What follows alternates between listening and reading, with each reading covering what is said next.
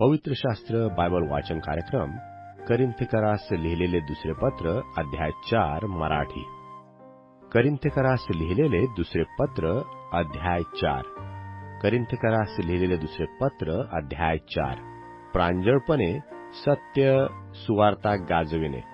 प्रांजळपणे सत्य सुवार्ता गाजविणे.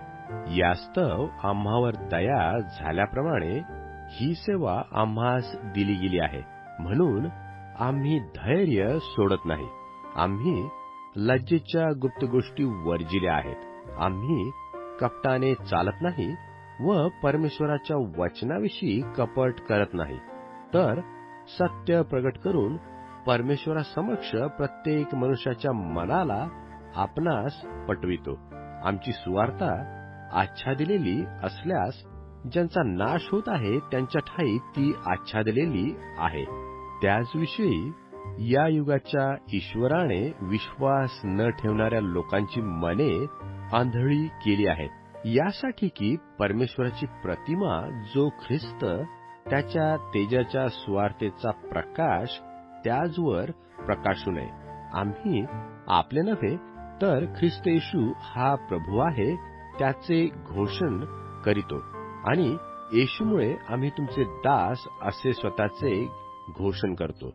अंधारातून उजेड प्रकाशित होईल असे जो परमेश्वर बोलला तो येशू ख्रिस्ताच्या मुखावरील परमेश्वराच्या तेजाचे ज्ञान प्रकाशित करावे म्हणून आमच्या अंतःकरणात प्रकाशला आहे.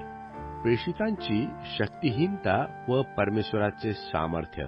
प्रेषितांची शक्तिहीनता व परमेश्वराचे सामर्थ्य ही आमची संपत्ती मातीच्या भांड्यात आहे, यासाठी की सामर्थ्याची पराकाष्ठा परमेश्वराची आहे, आमच्याद्वारे होत नाही हे समजावे.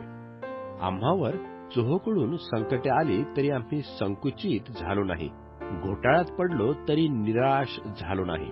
आमचा पाठलाग झाला तरी आमचा परित्याग करण्यात आला नाही.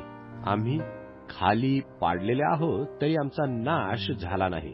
आम्ही येशूचा वध सर्वदा शरीरात वागवितो, यासाठी की येशूचे जीवनही आमच्या शरीरात प्रगट व्हावे.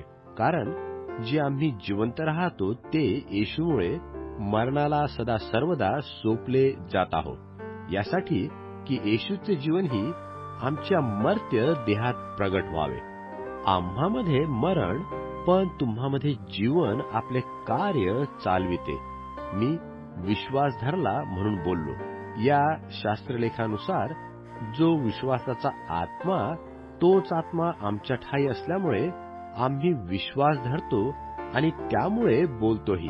हे आम्हास ठाऊक आहे की ज्याने प्रभू येशू ख्रिस्ताला उठविले तो येशूबरोबर आम्हासही उठवील व तुमच्याबरोबर सादर करील.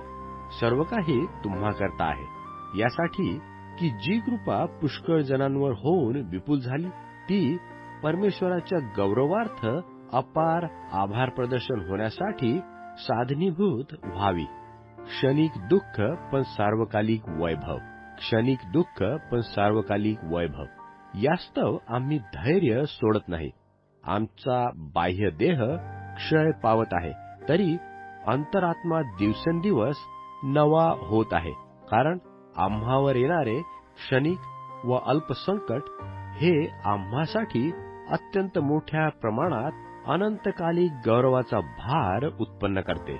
आम्ही दृश्य वस्तूकडे नाही तर अदृश्य वस्तूकडे लक्ष लावतो. कारण दृश्य वस्तू क्षणिक आहे पण अदृश्य वस्तू अनंतकालिक आहेत.